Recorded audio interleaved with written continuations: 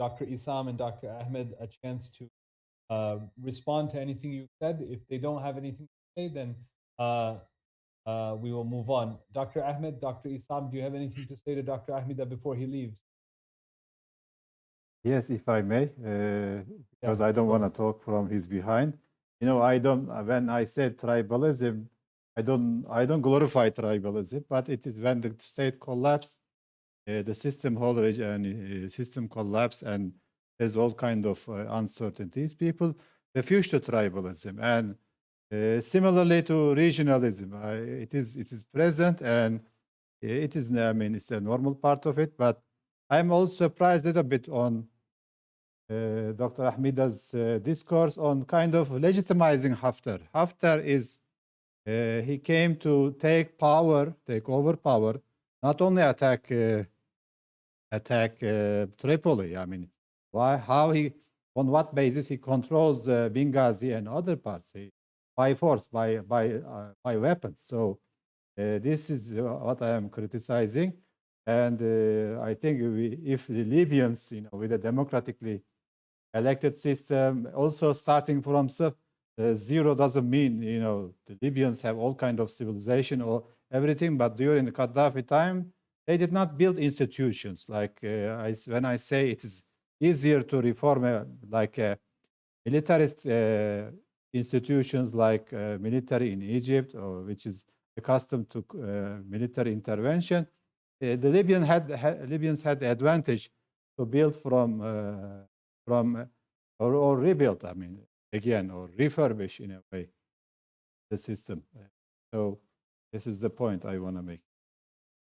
Thank you very much, Natural Dr. Ahmed. outcome of this. I don't think, Dr. Ahmed, I am legitimizing Haftar. I try to see the condition that produced him, but I'm never legitimizing him.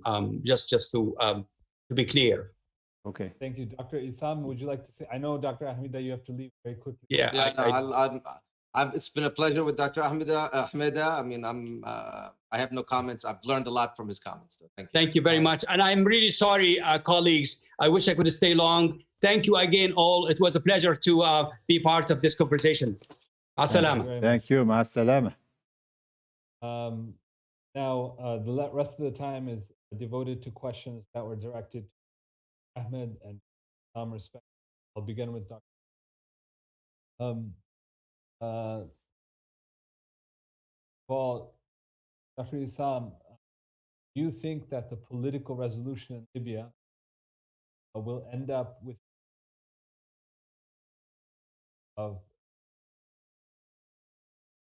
because if you look at has been always in the fact that there is a balance in Libya, is there a chance in the long run? Number two, another question. How do we reconcile the fact that American democratic Libya eventually will Islamist Libya or some form of Islamic government, therefore creating American and European desires to see democracy and also the will of the Libyan. The question that I had posed at the end to Dr. Ahmed, that US and Europe don't see eye to eye policy Libya. With Europe, you had a lot of different. So, what do you think by handing the Libyan file European? Another question that was directed to was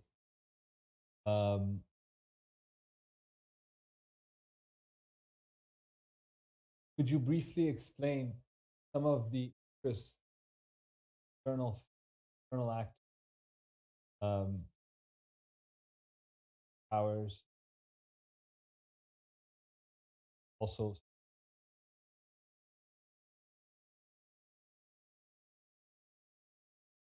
lastly, question that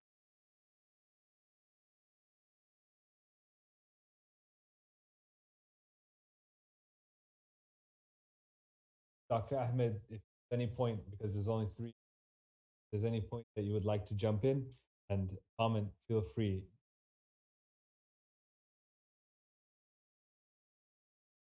Thank you, Wais. I'll try to be brief, being mindful of the time. I'm going to jump into question number 3, which speaks about the US and the Europeans first, because it's consistent with some of my conclusions. The fact is, strong US diplomacy is the way to align the European interests in Libya. And despite the conflicts between France and Italy mainly, and then you have Great Britain still has some interest in Libya, and Germany also, and then of recent the Eastern Mediterranean, bringing in the Greeks and in the picture.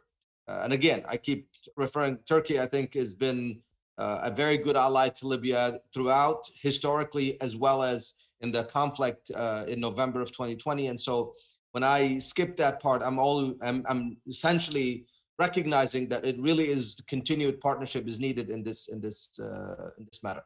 But the Europeans need the US to be able to align the NATO will, if you may, in the Libyan conflict. And without a strong US diplomacy, we find ourselves, dealing with their differences playing out in Libya.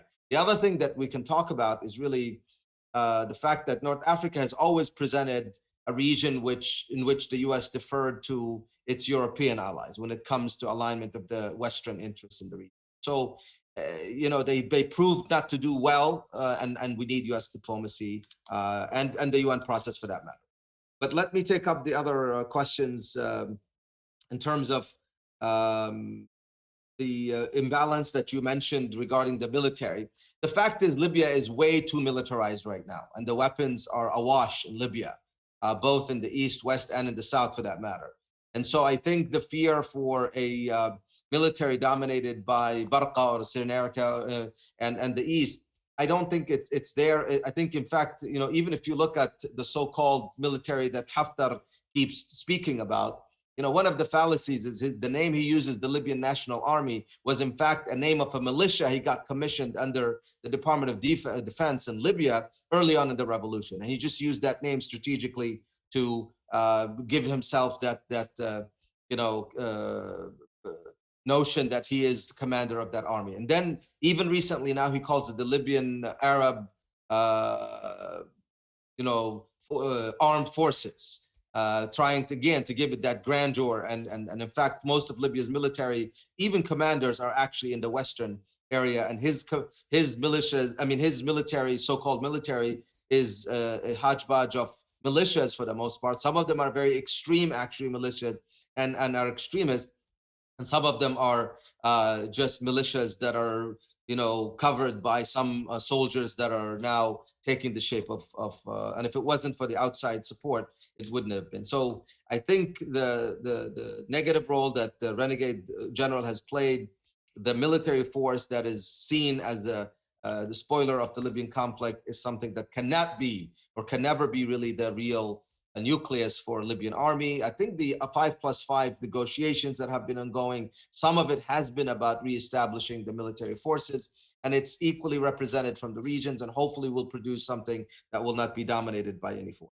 As far as the West worrying about the democratic Libya, sadly, I think the lessons of the Arab Spring has been that really the true democracy, or at least the ideals of democracy, have been championed by Islamists and by advocates of political Islam far more than by liberals and otherwise. And so it's a dilemma, unfortunately, that we have to grapple with the fact that if we really want true democracy, the champions are going to be those who are in peace and in reconciliation with their heritage and with their Islam, and who espouse, a wasati Islam, a moderate Islam that is not only one that preserves the ideals of justice and democracy, but one that is very much open to the different components and different ideologies and different groups in the region. And they are really, by being true to this cause, able to produce this. I think the challenge is going to be that we need to speak in unison and with a loud voice. I think the Turkish alliance with the Libyan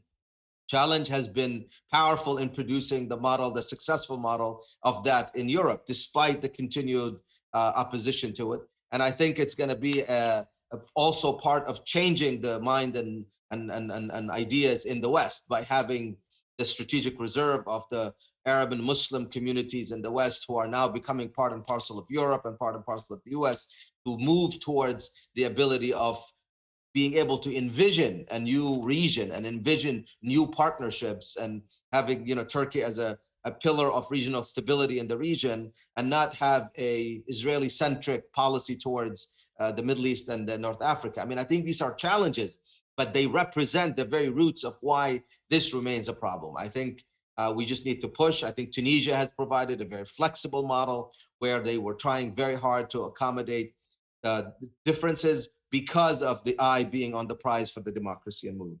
Lastly, I can tell you, interest of external actors, I think, is a very big topic, and we can spend another hour, hour and a half speaking about it. So I would want to defer on that and just say about lessons learned. And I think the one main lesson, which I believe Dr. Ahmed is also referring to, is we have to have a Libyan partner in all of this that is capable of speaking up about Libya's interest, and they need to be empowered. And that's why these regional and international alliances can only work in favor of Libya if they were with partners who see eye to eye with the democratic future of Libya. And I believe if I was to reduce this, I think the US and Turkey are the most important two factors. That Turkey, because it provides regional stability and because their interest in Libya is built on a true belief in helping Libyans achieve democracy and aligning regional forces that have been rampant, difficult to align, especially, let's say, with Egypt recently. I think that ability of Turkey to realign Turkey and bring it into the process has been very, very helpful, and Libyans should champion it. Internationally, Libya is best served by a strong alignment with the US, who's been really championing in the UN solution and is able to do two things: rein in the Europeans so that they can have a unified position. And of course, Libya is a neighbor to Europe and has to be engaged with Europe, but more importantly, rein in the spoilers who have been really making it difficult for Libya to move on. And it is the counterweight to Russia as well as the regional spoilers. So I hope those can become the lessons for us to move forward in a way that will stabilize Libya and move it. Very much, Dr. Ahmed. There were a number of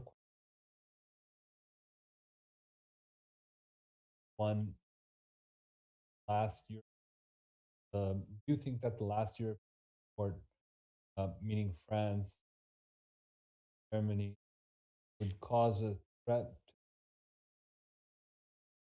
economic zone long term? Do you think that at the end, but the question is, long run, Europe,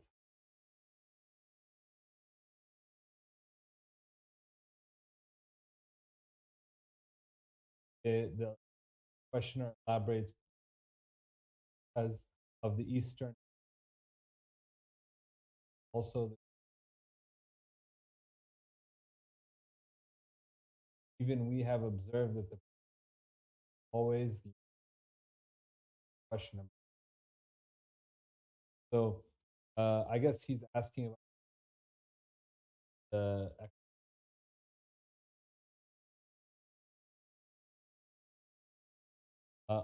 other question: what will happen to after the last week? Will the defense cooperation government? What is the also? There was a question.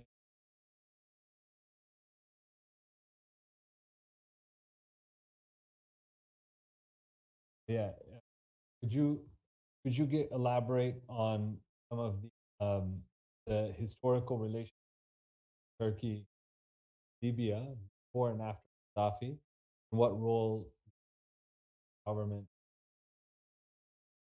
with Libya? Um, the last question that I had is that you mentioned oil. Um, um, I wonder how much oil really has only because of the work of Professor Kales questioned the policies violent, violent.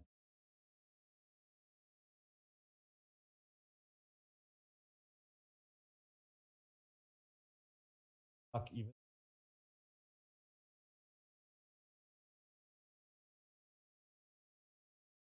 so, we don't really see civil wars and where there isn't all of these drag on, uh, regardless of the if oil was a driving factor, then we would can be a much faster and quicker. Say, for instance, places where those interests don't. And that's one thesis. I don't know if that is something we can enter. These are the questions. Dr. Ahmed, give your opinions, Sure, analysis. sure. Thank you, Vice. And as for the first question, I think EU has interest in security interest and also oil and gas energy. Yeah, it was. I mean, the reconciliation, as I said, Turkey tried to use if everybody was against the government and was pleased with Haftar, would be more difficult because some of the countries are not happy that, especially Italy, you bring like 6 countries that are have a interest, so it means it's reducing the Italy's share in the. America was not happy with Russian presence because they think of strategically and they don't just depend on France in the Africa's or even Europe's security because they have also China is expanding in Africa. So plus, I mean, Russia is an ally to China, so they don't want to lose Africa probably. So this give Libyans a chance to support this Libyan reconciliation, and plus they failed. Yeah, they failed to topple the government by themselves or with the Turkey's help. And this recent support, there is we don't worry about as long as Libyans decide and for the future of Libya, they know they are tired of military regimes like Kaddafi or Haftar. Haftar even doesn't have a chance in the next elections. Even east part of Libya are tired of him.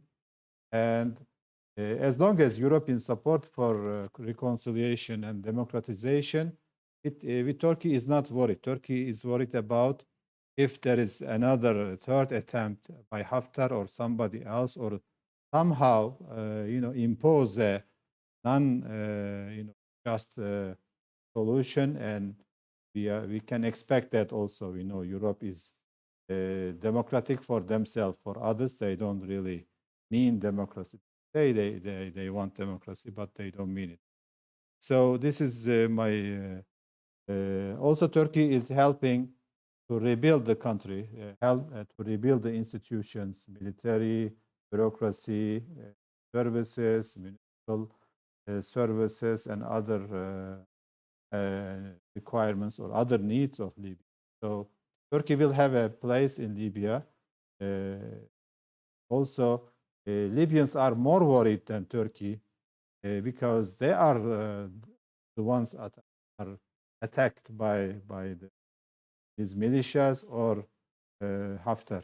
Also, militias are brought by the plotters of coup, and also even ISIS project or conspiracy that are brought to Libya to topple the democratic system, as it was done in Syria and Iraq. So, I mean, Haftar did not do anything to bring stability east or the west. So, as an this is earlier agreement about Haftar's role.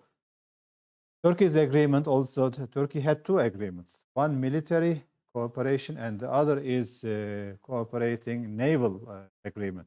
So naval agreement divides the sea at the half, and everybody gets a better chance, a lot better than Greece offers to Egypt or Libya.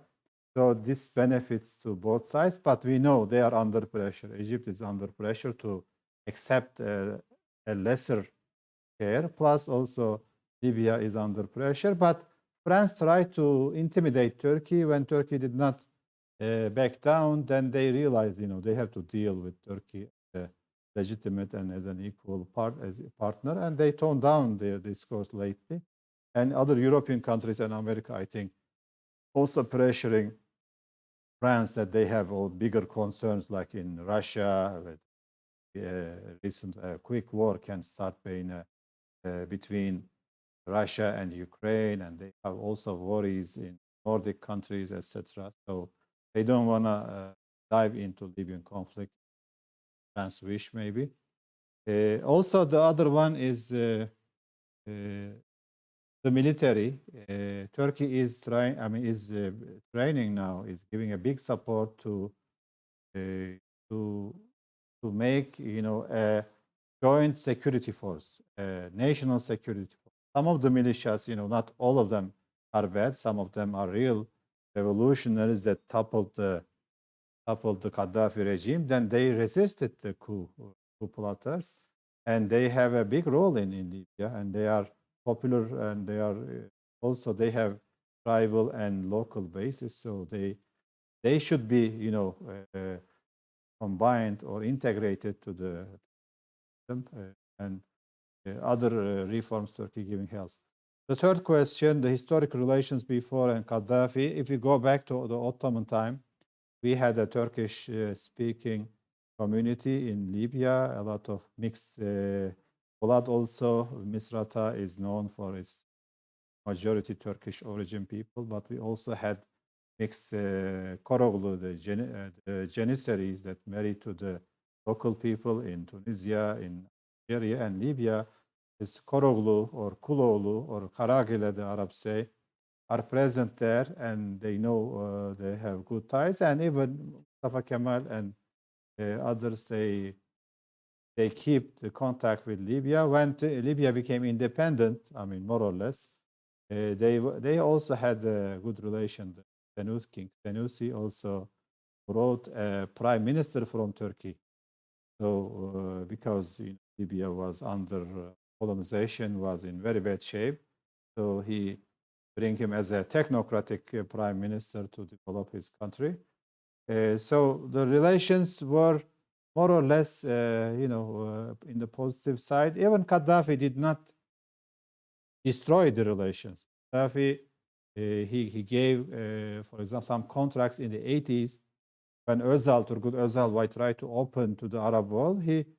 He rewarded this effort by giving contracts to Turkey. And today we talk about Turkish construction sector is strong, owes somehow to the Gaddafi projects, contracts. So Libya has a good part in Turkey's development also, as I mentioned before, like Turkey, like with many investments and many contracts, after the fall of Gaddafi, they say about $30 billion still is many companies and contractors and others. They still couldn't get his money. So the stabilization of Libya will also recover some of the debts maybe. And oil and politics, I think I have a different insight. Traditionally, oil and Israel's security was critical in regions, MENA politics or Middle East politics. But today it is a little bit different because America found oil and gas. The US, one of the biggest consumer, now they turned out to be a producer. So I don't think they are worried about the conflicts in the region as much. They worry about Israel's security and kind of regional stability in their own way. I think when it doesn't serve, a stability doesn't serve, like Libya's democracy after the fall of Gaddafi did not serve Western interests, and they supported this chaos, or they at least turned a blind eye to chaos in Libya. and they don't care as much. Europeans care about these fightings, but we realize that even Europeans don't care as much because now there are many different sources for oil and gas, and they can get from many places. And unless, I mean, it wasn't the case, the Europe would pay more attention to Libya very early, long time ago, but they delayed and they acted only when they realized Haftar failed to take over, and they acted. So oil, I think oil and gas is lesser issue now, lesser strength for the Middle East than before, because all this chaos can interrupt. It is affecting the portion, but not the whole flow. Not like the 70s when the Arabs, they applied oil embargo and really hurt big powers like. It is not the case, but still it's the energy and oil and gas in overall, I mean, and not as much as before. Thank you very much, Dr. Ahmed. We have run out of time.